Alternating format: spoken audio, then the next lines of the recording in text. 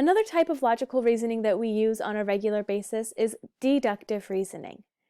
And in a lot of ways, deductive reasoning is kind of the opposite of inductive reasoning, which we talked about in an earlier video.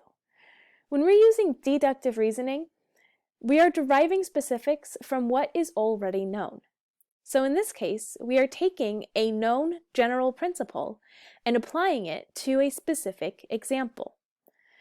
And when we use deductive reasoning, it often results in what is referred to as a syllogism.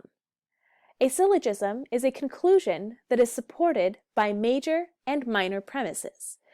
And once again, Aristotle was the king of the syllogism.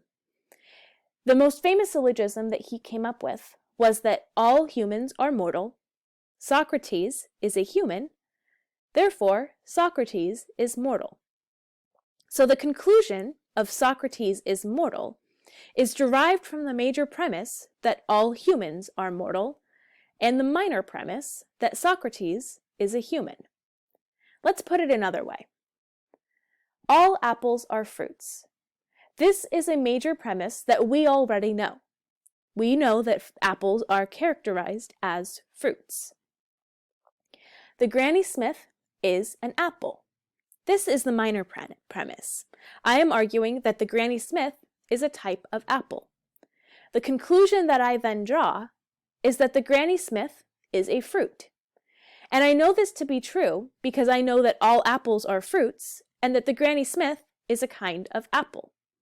So my major premise is that all apples are fruits. My minor premise is that the Granny Smith is an apple. And my conclusion is that the Granny Smith is a fruit.